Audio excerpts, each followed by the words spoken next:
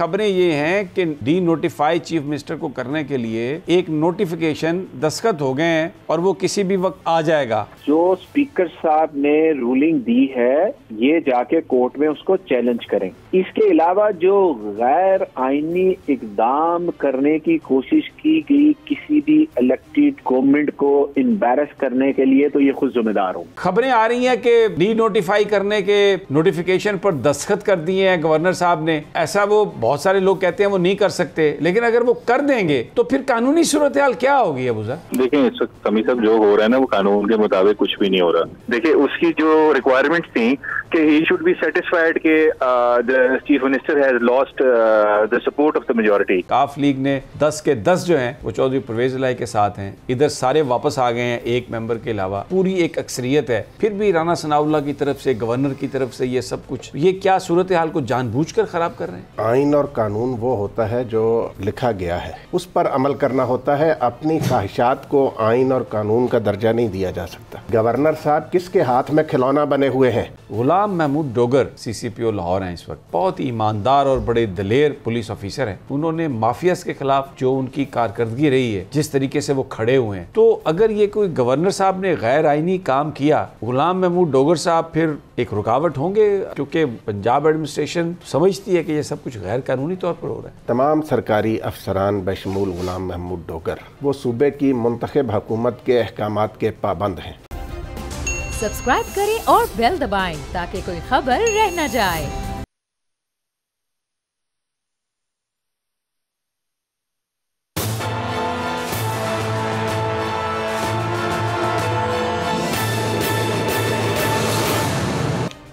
अस्सलाम वालेकुम नाजरीन, मैं आपका मेज़बान समी इब्राहिम और आप देख रहे हैं प्रोग्राम तज्ज़िया।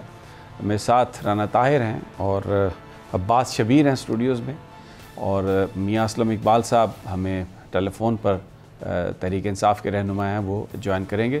थोड़ी देर के बाद अबू ज़र सलमान न्याजी जो तहरीक इंसाफ की लीगल टीम का हिस्सा हैं वो भी हमें ज्वाइन करेंगे। और मौजू आज वही पंजाब असम्बली और जो एक इस वक्त महाज़र आई है वफाक और पंजाब के बीच, जो खबरें आ रही हैं, गवर्नर पंजाब ने बलीगुर रहमान साहब ने एक वज़ीर आला को डी नोटिफाई करने के लिए जो नोटिफिकेशन है उस पर बताया जाता है कि दस्तखत कर दिए हैं। अब ये इंतहाई एक गैर कानूनी काम है बहुत सारे लीगल माहिरीन की नज़र में, इसलिए कि जो इजलास है वो तो बुलाना था स्पीकर साहब ने, और स्पीकर साहब अगर इजलास नहीं बुलाते तो उसके नतीजे में चीफ मिनिस्टर कैसे डी नोटिफाई हो सकता है, नंबर 1। और दूसरा, जब एक इजलास हो रहा हो तो दूसरा इजलास कैसे बुलाया जा सकता है? और राजा बशारत के बकौल तो जो ऐवान इकबाल में जो इजलास बुलाया गया था जब हमज़ा शहबाज जिसमें वज़ीर आला बने थे वो भी अभी प्रोरोग नहीं हुआ, तो तीसरा इजलास कहाँ से होगा? एक अजीब सी सिचुएशन है। और लेकिन काफ लीग आज 10 के 10 अरकान ने इत्माद का इजहार किया उन पर, परवेज़ इलाही साहब पर, और मोनस इलाही ने एक ट्वीट किया राना सनाउल्लाह को, ये कहा कि मैं आ गया हूँ CM हाउस में और आपका इंतज़ार कर रहा हूँ, कहाँ हैं आप, आइए और ज़रा आके CM हाउस को सील करने की कोशिश तो करें। और इस वक्त लाहौर में जो एडमिनिस्ट्रेशन है उसमें ग़ुलाम महमूद डोगर CCPO, उनके पास सारा इंतज़ाम है। इंतहाई बहादुर ऑफिसर हैं, आइन और कानून के मुताबिक काम करने वाले हैं।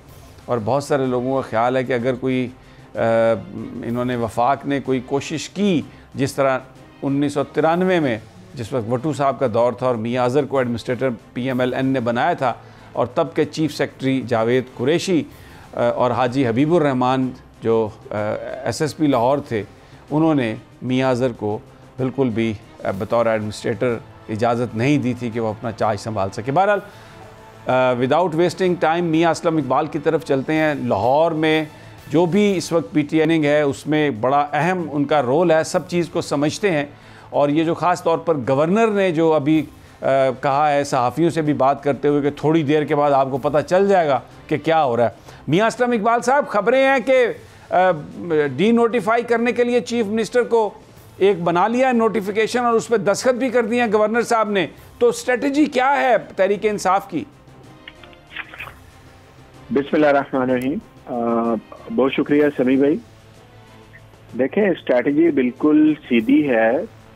सबसे पहली बात तो ये है कि जो इन्होंने परसों गवर्नर साहब ने और अपोजिशन ने हमारे पास जो चीज़ें जमा करवाई, उसमें जो लेटर सबसे पहले इशू हुआ उसमें वोट ऑफ कॉन्फिडेंस है, नो कॉन्फिडेंस मोशन अपोजिशन की तरफ से है, और उसके साथ साथ स्पीकर और डिप्टी स्पीकर के खिलाफ भी नो कॉन्फिडेंस की मोशन है।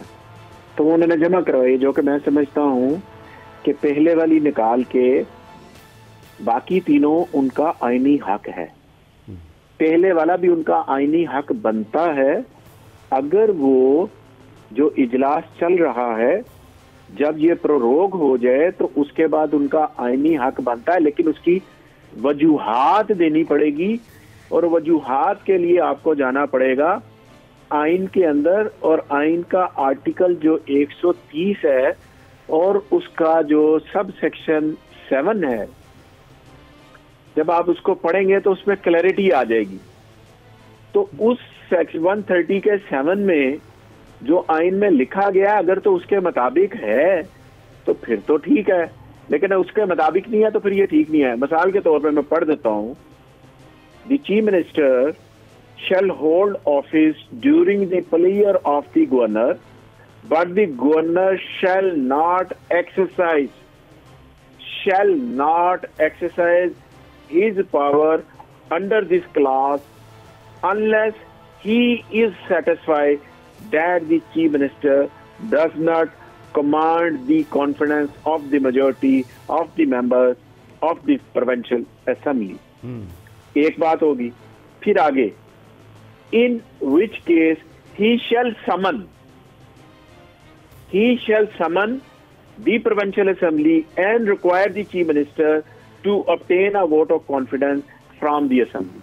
So पहले उसने रीजनिंग करनी है। अब इन्होंने लेटर में जो रीजनिंग की है, अब उसकी तरफ चले जाते हैं।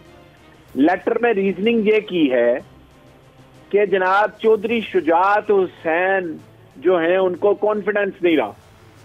सुप्रीम कोर्ट के फैसले के मुताबिक जो पीछे आया है कि पार्टी के हेड को कोई तल्लक नहीं होता, जो पार्लियामानी लीडर होता है वही वोट जो है कास्ट करने का पाबंद होता है कि उसने किस तरफ जाना है, वो उसकी मर्जी है पार्लियामानी लीडर की। नंबर 1 ये उन्होंने रीजन दिया है, सो ये रीजन खत्म हो गई। दूसरी रीजन उन्होंने की कि ख्याल कास्त्रो साहब ने जो है वो ओथ ले लिया। भाई आपको इससे क्या प्रॉब्लम है? हम किसी को ओथ दे रहे हैं, किसी को ओथ नहीं दे रहे, कोई ओथ ले रहा है, कोई मिनिस्टर बन रहा है, कोई नहीं बन रहा। गवर्नर साहब को क्या मसला है? गवर्नर साहब ने कोई फैमिली का मेंबर लगवाना था तो हमसे बात कर लेते, हम उसको कोई एडवाइजर वगैरह फिट कर लेते। लेकिन ये क्या तरीकाकार है कि जनाब आप कास्त्रो साहब नहीं ले सकते। तीसरी रीजन, हसनैन बहादुर दरेशक साहब ने रिजाइन कर दिया है। भाई मिनिस्टर रिजाइन भी करते हैं, मिनिस्टर कैबिनेट में भी आते हैं, मिनिस्टर कैबिनेट से बाहर भी जाते हैं। ये कौन सा ऐसा दिमाग बैठा हुआ है अरस्तू का जो गवर्नर हाउस के अंदर बैठ के पुट्ठे सीधे मशवरे दे रहा है? उसके नाम का मुझे पता है कि वो कौन है। कौन है वैसे मियां साहब बता ही दें आज कौन है? उसको चाहिए कि एडवाइस वो करे जो बनती है। उस एडवाइस से उसकी खुद इंसल्ट हो रही है तमाम ब्यूरोक्रेसी के अंदर कि पुट्ठे सीधे मशवरे देना ये उसका काम नहीं है, वो सीधी सीधी बात करे। अगली बात जो मैं आपसे कहना चाह रहा हूं वो ये है कि जो इसी आइन के आर्टिकल के अंदर कहते हैं कि in which he shall summon the provincial assembly and require the chief minister to obtain a vote of confidence from the assembly. तो रीजनिंग के बाद रीजनिंग तो उड़ गई। अगर फर्ज करें मैं एज ए सीनियर मिनिस्टर कल कैबिनेट से resign due to some reason, मेरा कोई पर्सनल मैटर है, मैं रिजाइन कर देता हूं, तो ये क्या रीजन बनी? या हम कल 5 मिनिस्टर नए ले लेते हैं तो इनको क्या प्रॉब्लम है? तो ये तो होगी इसकी कि यानी कि रीजनिंग है ही कोई नहीं, ये गैर आने इकदाम है जो वो कर रहे हैं किसी के कहने पर। अगली बात कि ही shall summon the assembly session, लेकिन सेशन तो ऑलरेडी समन है। तो जब समन है तो उसके ऊपर समन कैसे हो सकता है? निकाह के ऊपर निकाह कैसे करेंगे आप जरा मुझे बता दें। बहुत मुश्किल है, ये तो पॉसिबल नहीं है, जान नहीं छोड़ेंगे मौलवी अगर ऐसा हो गया तो। ठीक है जी। अब कहने का मकसद है एक चीज हो चुकी और उसके ऊपर आप कर रहे हैं। फिर मैं ये समझता हूं कि स्पीकर साहब ने आज जो रूलिंग दी है, कल जो रूलिंग उनकी आ गई, वो भी आइन, अब वो जो रूल्स हैं उनके अंदर दर्ज है कि स्पीकर जो है वो अपनी रूलिंग अपने ऑफिस में या असेंबली में आके दे सकता है, और उन्होंने अपने ऑफिस से उस रूलिंग को कर दिया। अगर इनको एतराज है उस रूलिंग के ऊपर तो कोर्ट में चले जाए, जाके स्पीकर की रूलिंग को चैलेंज करें। ठीक हो गया। नहीं, ये तो मियां साहब सारी ये बातें दुरुस्त हैं, बिल्कुल आपने बड़ा मुफस्सल ये बताया, लेकिन खबरें ये हैं कि डी नोटिफाई चीफ मिनिस्टर को करने के लिए एक नोटिफिकेशन दस्तखत हो गए हैं और वो किसी भी वक्त आ जाएगा। तो अब सवाल ये है कि फिर जो चीफ मिनिस्टर ऑफिस है उस हैसियत क्या होगी, और क्या जो गुलाम महमूद डोगर हैं वो फिर अगर किसी नए बंदे को ये अपॉइंट करें गवर्नर साहब नज़्म व नस्क इसका संभालने के लिए सूबे का, तो क्या उसको वो चार्ज देंगे? 93 में तो जो उस वक्त एसएसपी थे हाजी हबीबुर रहमान और जनाब चीफ सेक्रेटरी जावेद कुरैशी साहब, उन्होंने मियां अजहर साहब को चार्ज नहीं लेने दिया था। मेरी इत्तला है कि गुलाम महमूद डोगर साहब ने 2 बड़े बड़े सोटे जो हैं ना वो तेल की बाल्टी में डुबोए हुए हैं और वो कहते हैं कि लग पता जाएगा। लेकिन आप कुछ बताइए कि आप करेंगे क्या? देखिए सर, जो स्पीकर साहब ने रूलिंग दी है ये जाके कोर्ट में उसको चैलेंज करें। इसके अलावा जो गैर आईनी इकदाम करने की कोशिश की गई किसी भी इलेक्टेड गवर्नमेंट को एम्बैरस करने के लिए, तो ये खुद जिम्मेदार हूं। ये तो नहीं है कि पंजाब के अंदर आपकी गवर्नमेंट नहीं है और यहां पर आप वही करें जो इससे पहले नून लीग की रवायत रही है। नून लीग की रवायत इससे पहले भी रही है इस तरह की पुठे सीधे कामों की, और वो करते रहे। बेसिकली दूसरे के वजूद को ना तस्लीम करना इनकी बहुत बड़ी रवायत है। ये कहते हैं सिर्फ हम हैं बाकी कोई है नहीं।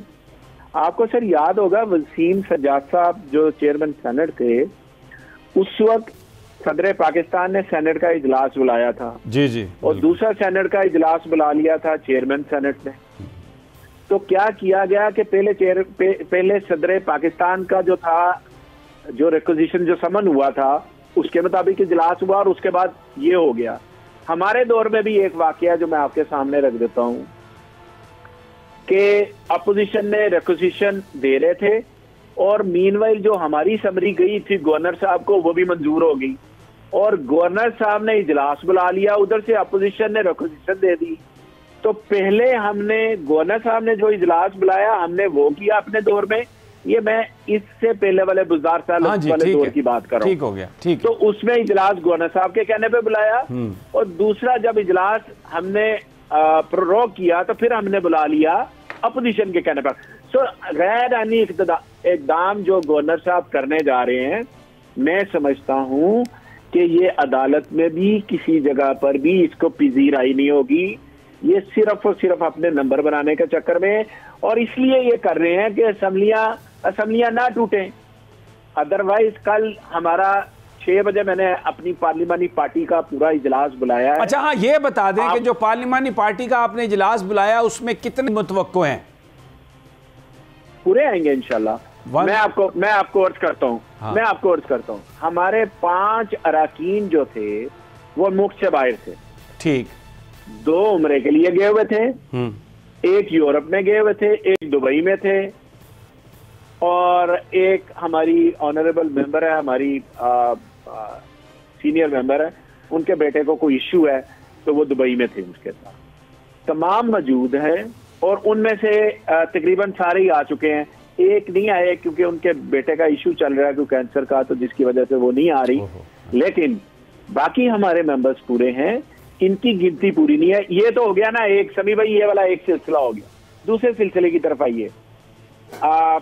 जो तरीके अदम-ए-एतमाद है वो आने वाले सेशन के अंदर वो जो भी अपोजिशन करेगी उसके मुताबिक उस पर डिबेट होएगी, सारा कुछ होएगा, वो करें। बिल्कुल 186 मेंबर पूरे करें और बिस्मिल्लाह हमारे खिलाफ ले। स्पीकर के खिलाफ, डिप्टी स्पीकर के खिलाफ सीक्रेट बैलेट के जरिए होना है, बिस्मिल्लाह। वो भी लेकर आए, हम दोनों टेकअप करेंगे। हम किसी भी तहरीक को जो आइन और कानून के मुताबिक है उसको किल नहीं करेंगे, उसको प्रोसेस से गुजारेंगे। और आप देखेंगे कि तीनों ये चीजें असेंबली में आएंगी और पाकिस्तान तहरीक इंसाफ और क्यू लीग के जो मेंबर्स हैं तकरीबन 190 बनते हैं, वो 190 के 90 जो हैं वो सामने मौजूद होंगे। अच्छा, एक सवाल का जवाब दे दें कि ऑफर्स हो रही हैं, बताया जा रहा है करोड़ों रुपए वो आसिफ अली जरदारी साहब बिल्कुल नए कड़कड़े नोट डॉलर सीधे निकलवा के बैंक ऑफ अमेरिका से लेके आए हैं और दथियों की दथियां लिए फिर रहे हैं। जो जिस गाड़ी में जाते हैं रिपोर्टेडली उसके पीछे वो बॉक्सेस हैं जिनके अंदर वो मौजूद हैं और वो कहते हैं बस जनाब इधर लेना है इधर ले लें, बाहर लेना है बाहर ले लें, जिस करेंसी में लेना है आप ले लें। देखें समी भाई, इनकी तारीख जो है तलख, लेकिन मैं बात कर देता हूँ। छांगा मांगा की हिस्ट्री हो, चाहे मैरियट की हो, चाहे सिंध हाउस की हो, वो तमाम की तमाम इन दोनों पार्टियों को यही रही है कि पैसे के जोर पे इन्होंने हमेशा पॉलिटिक्स की है। मेला मवेशियां जिसे मैं कहता हूँ अक्सर, मेला मवेशियां इन्होंने हमेशा लगाने की कोशिश की है। इन्होंने इससे पहले भी लगाई।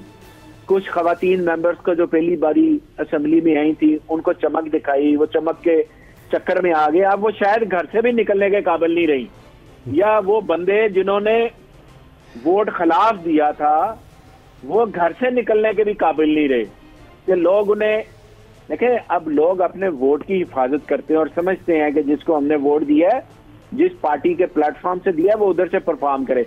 अगर किसी ने जाना है दूसरी पार्टी में, वो रिजाइन करे, वो चला जाए, वो कह दे जनाब मैं आपके साथ नहीं हूं, ये तो बात होगी तय, बिल्कुल ठीक है। आपके वाली बात से मैं एग्री करता हूं।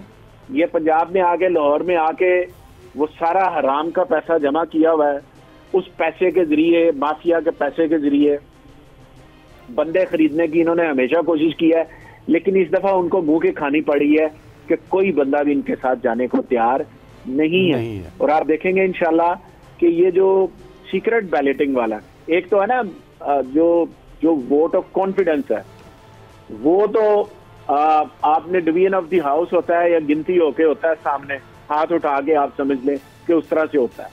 जो सीक्रेट बैलेटिंग वाला है वो भी इंशाल्लाह पाकिस्तान तहरीक इंसाफ के जितने वोट हैं उतने निकलेंगे। इसकी मिसाल डिप्टी स्पीकर के खिलाफ जो तरीके एतमाद आई थी, उसके अंदर 186 वोट थे तो 186 के 86 निकले थे, एक वोट भी जाया नहीं हुआ था। अल्हम्दुलिल्लाह अब भी वैसे ही होगा। पूरी कौम इमरान खान के स्टांस के साथ खड़ी है, इमरान खान के बयानिए के साथ खड़ी है, और जो इमरान खान ने असम्बलियों से बाहर निकलने का फैसला किया, मैं समझता हूं ये बर वक्त है, ये वक्त की जरूरत था, वक्त की जरूरत है।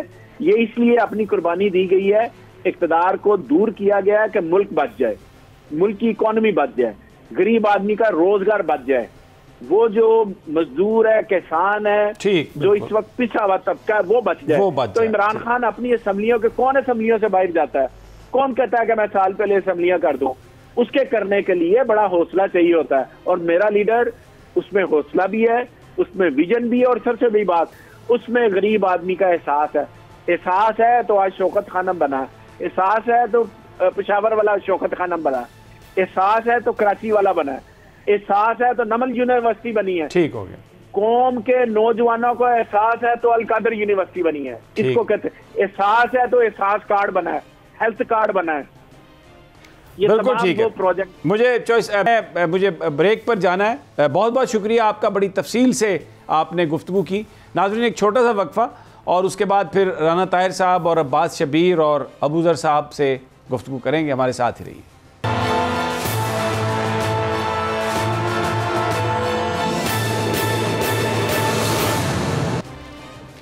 वेलकम बैक नाजरीन।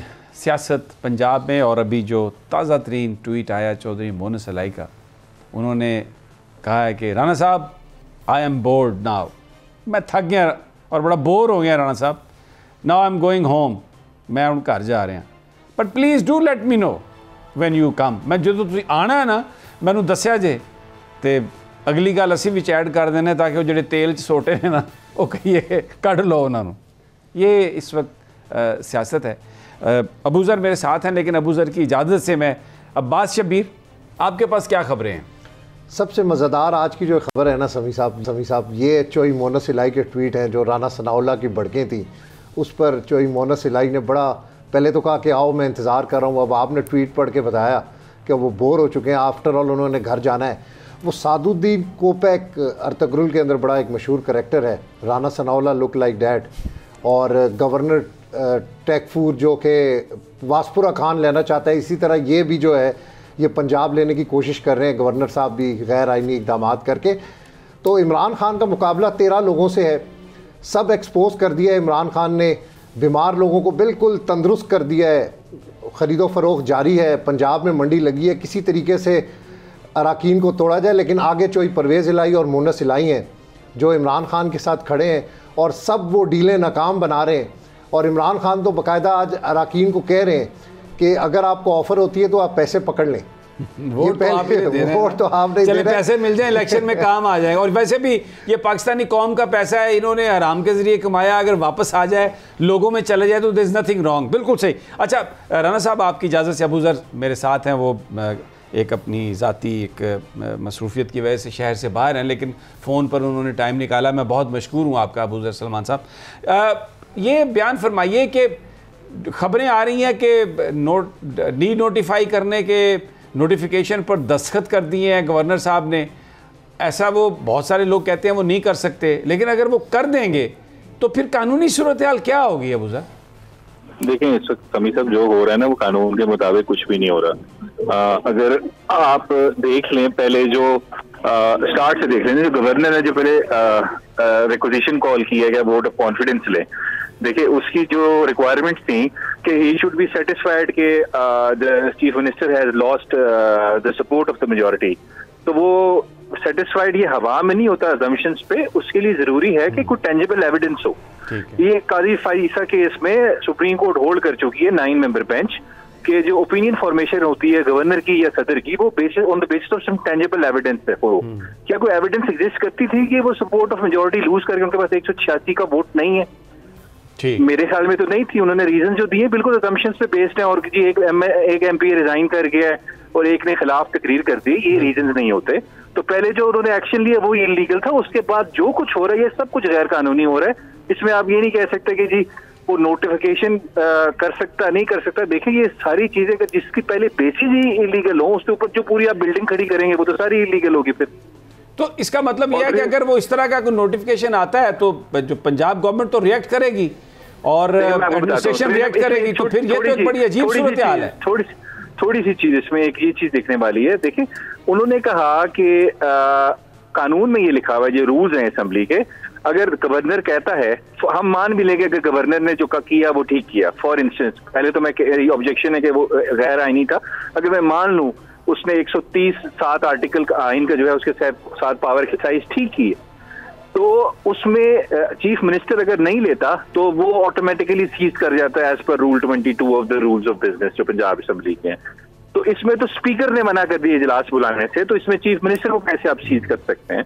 पहले तो आप स्पीकर का जो एक्शन है उसको कहें वो गैर कानूनी है, गैर आईनी है, उसको आप अदालत में चैलेंज करें, वो तो अभी तक इनफील्ड है, उसको सेटिस्फाइड तो किसी ने नहीं किया। तो ये at the end of the day ये किसी ने नहीं मानना जी ये गैर आईनी, ये गैर कानूनी है। आखिर में बात या लाहौर हाई कोर्ट में जाएगी या फिर सुप्रीम कोर्ट में जाएगी, वहीं पे पता लगेगा कि क्या आईनी है और क्या गैर आईनी है। अच्छा, कुछ इतलात ऐसी हैं जो मैं उसे गैर मुसद्दका इतलात कहूँगा कि हमारी जो जुडिशरी है, आला तरीन जो जुडिशरी है, उसके जजेस वो गैर मामूली तौर पर ज़्यादा देर तक शायद बैठे हैं अदालत में, और अभी भी जो इतलात हैं कि दे आर वॉचिंग एवरीथिंग। तो इस पर अगर ये ऐसा कोई एक्शन होता है तो क्या फिर सुप्रीम कोर्ट कोई इस पर खुद भी नोटिस ले सकती है?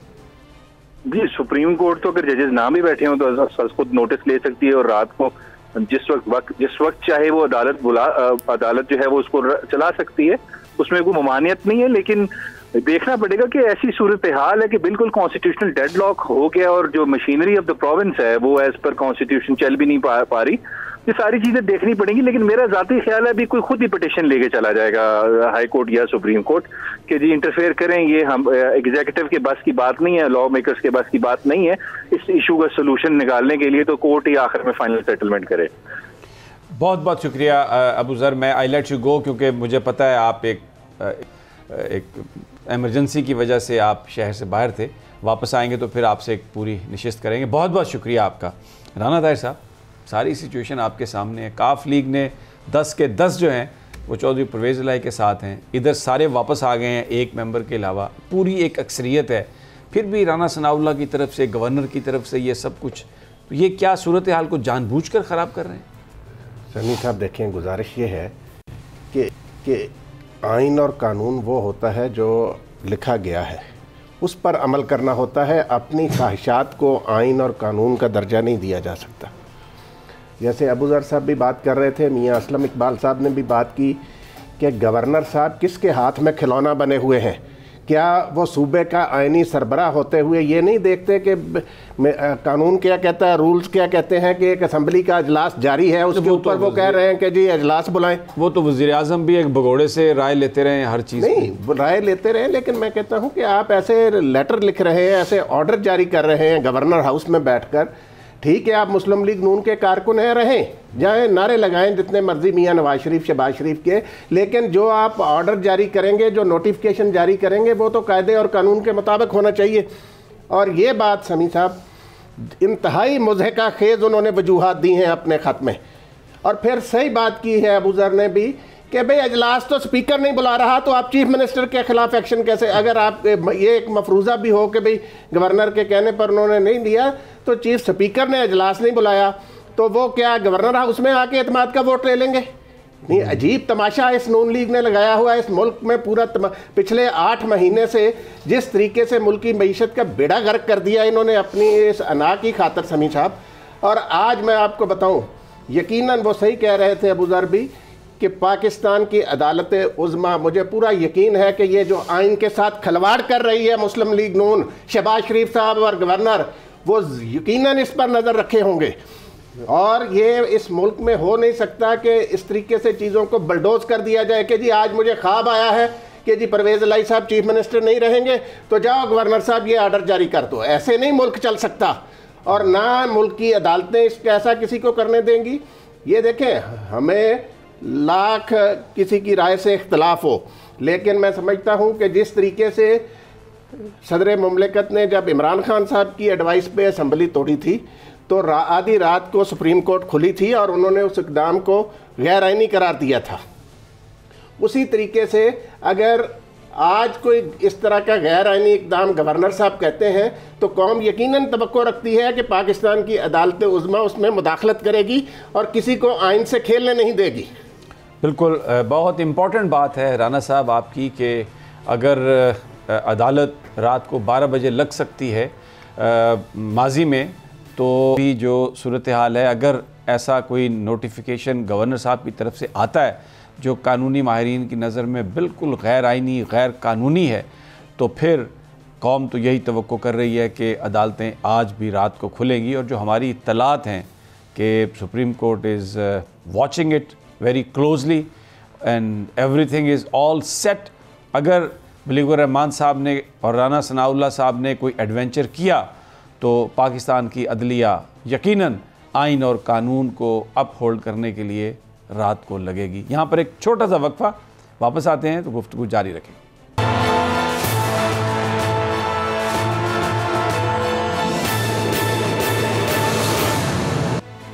वेलकम बैक नाज़रीन।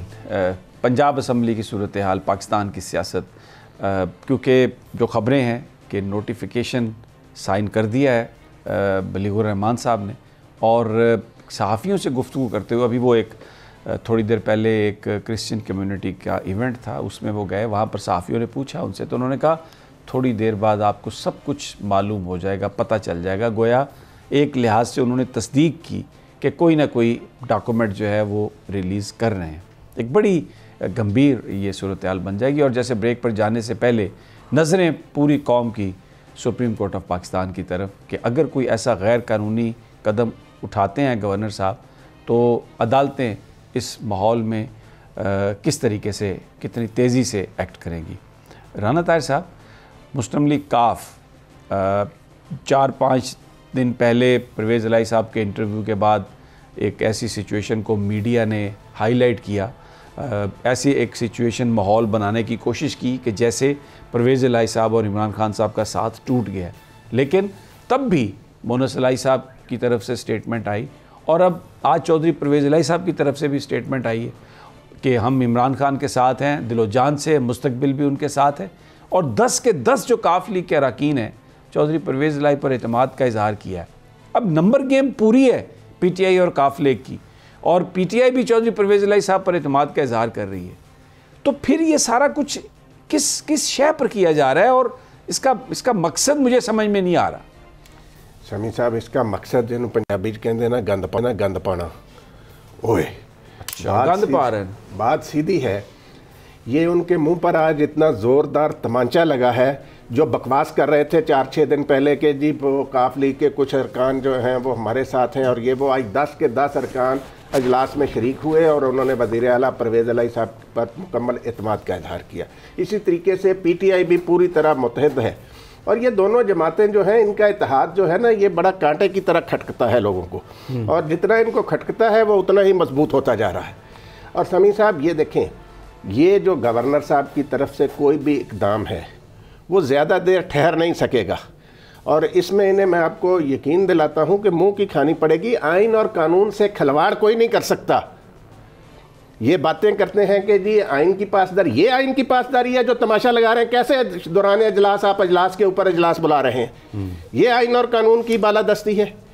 ये ऐसे समी साहब नहीं चल सकता। और ये जितने लोगों के जज्बात बरंगेख्ता कर रहे हैं, अब्बास शबीर कल कॉल दे दी है PTI ने, गवर्नर हाउस के सामने एक जम्मे गफ़ीर होगा, PTI के लोग होंगे, अवाम होंगे, क़यादत होगी, इमरान खान खिताब करने वाले होंगे, और नारे जो हैं वो अभी से जो PTI वाले बुलंद कर रहे हैं कि राज करेगी खल्के खुदा। तो ये गवर्नर साहब, मतलब why is he playing with fire? और कल आपके पास क्या इत्तलात हैं कि कितना बड़ा हजूम और जलसा PTI करेगी गवर्नर हाउस के सामने? देखिए समी साहब, इमरान खान को आवाम पर बड़ा एतमाद है। मुख्तसर अरसे में आप देख लें कि जब भी कोई ऐसा इशू होता है तो अवामी एतमाद हासिल करने के लिए इमरान खान या तो कोई जलसा बड़ा करते हैं, और बदकिस्मती से अभी तक वो फ़िज़िकली सिर्फ एक ही रावलपिंडी वाले जलसे में जा चुके हैं, लेकिन अवामी एतमाद उनको पूरा है। ये सारा कुछ जो हो जाए, राना साहब ने कहा है कि गन डालने के लिए कर रहे हैं, ये बेसिकली इलेक्शन से भागने की कोशिश कर रहे हैं। इनके मज़े लगे हुए हैं, ये लग्जरी लाइफ गुजार रहे हैं। इनके सामने इमरान खान खड़ा है, इनको पता है कि अब अगर इमरान खान ने इलेक्शन के अंदर इनसे मुकाबला किया तो इनको कुछ भी नहीं मिलना, ये बिल्कुल अब वॉश आउट हो जाएंगे। आप ये जल्दी जल्दी तकरीरियाँ भी कर रहे हैं फेडरल लेवल के ऊपर। आप देखें कि बदकिस्मती है कि सेठी साहब भी दोबारा से क्रिकेट बोर्ड के चेयरमैन एक मुलाकात के अंदर बन गए हैं। ये पाकिस्तान के अंदर कोई अजीब सी इस वक्त मंतक चल रही है। एक आइनी हुकूमत को गैर आइनी तरीके से हटाने की कोशिश की जा रही है, और कल पार्लिमानी पार्टी का इजलास है, कल इमरान खान एड्रेस करेंगे, अवाम से मुखातिब होंगे, और जो सारी सूरत हाल है इस वक्त जो ख़रीदो फरोख्त हो रही है, हमजा शहबाज को भी सुना है कि फौरी तौर पर आज 3-4 महीने बाद वो भी पर्दा स्क्रीन पर सामने आएंगे, आइंदा 2 दिनों में उनको भी पाकिस्तान बुला लिया है वापस उन्होंने। तो ये अब खिचड़ी डालनी है, इन्होंने गन डालना है, क्योंकि अब ये इलेक्शन से भागने की कोशिश कर रहे हैं। लेकिन इमरान खान इनको इलेक्शन से भागने नहीं देंगे। आफ्टर ऑल इलेक्शन ही होने और इनको मुकाबला इमरान खान का ही करना है। राना साहब, मैं जो देख रहा हूँ, ये बलीगुर रहमान साहब बिल्कुल कोई नोटिफिकेशन जारी करने वाले हैं। गुलाम महमूद डोगर CCPO लाहौर हैं इस वक्त, और बहुत ही ईमानदार और बड़े दलेर पुलिस ऑफिसर हैं, और अगर हमारी टीम उनकी फ़ोटो एक चला दे तो, और फिर वो उन्होंने माफियाज़ के ख़िलाफ़ जो उनकी कारकर्दगी रही है, जिस तरीके से वो खड़े हुए हैं, तो अगर ये कोई गवर्नर साहब ने गैर आइनी काम किया तो गुलाम महमूद डोगर साहब फिर एक रुकावट होंगे, क्योंकि पंजाब एडमिनिस्ट्रेशन तो समझती है कि ये सब कुछ गैर कानूनी तौर पर हो रहा है। ये सामी साहब बिल्कुल आपने सही बात उठाई है। बात यह है कि तमाम सरकारी अफसरान बशमूल गुलाम महमूद डोगर वो सूबे की मुंतखब हुकूमत के अहकामात के पाबंद हैं। गवर्नर साहब अगर कोई गैर आइनी नोटिफिकेशन करते हैं तो इंतज़ामिया का फ़र्ज़ है, उनकी आइनी ज़िम्मेदारी है कि वो गवर्नर के उस गैर आइनी हुक्म को न माने। और जहाँ तक बात की है आपने गुलाम महमूद डोगर की, गुलाम महमूद डोगर को जो लोग जानते हैं उनका पूरा कैरियर जो है वो इस बात का गवाह है कि डोगर साहब कभी किसी किस्म के सियासी प्रेशर में नहीं आए और इसी वजह से लोगों को उनसे तकलीफ़ रहती है। वो हमेशा आइन, कानून और ज़ाब्ते के मुताबिक चलते हैं और मैं नहीं समझता कि वो फेडरल गवर्नमेंट का कोई ऐसा गैर आइनी हुक्म जो है उसको कभी मानेंगे, बल्कि वो इस गैर आइनी हुक्म के ख़िलाफ़ मुज़ामत करेंगे। अच्छा, ये मुझे एक और सवाल का जवाब दे दें।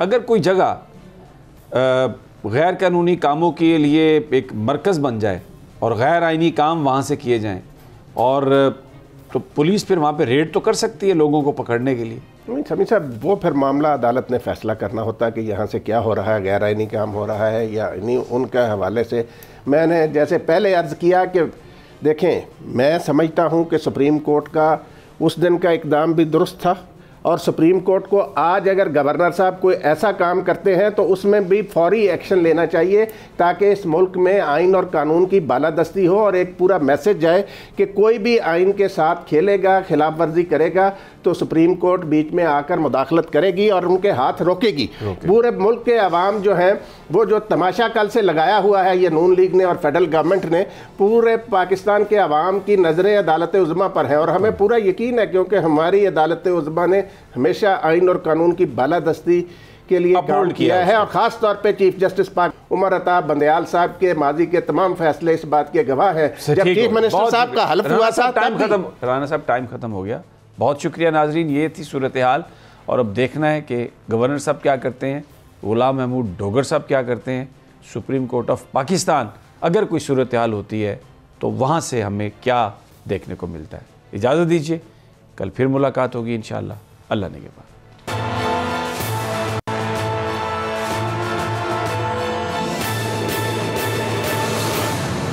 हकीकी आजादी की जंग में बोल भी कप्तान के हमकदम। इलेक्शन कराओ मुल्क बचाओ की लाइव ट्रांसमिशन, दिखाई लम्हा बलम्हा सूरत हाल। रील और रेटिंग में भी बोल न्यूज रहा नंबर 1। सब्सक्राइब करें और बेल दबाएं ताकि कोई खबर रह न जाए।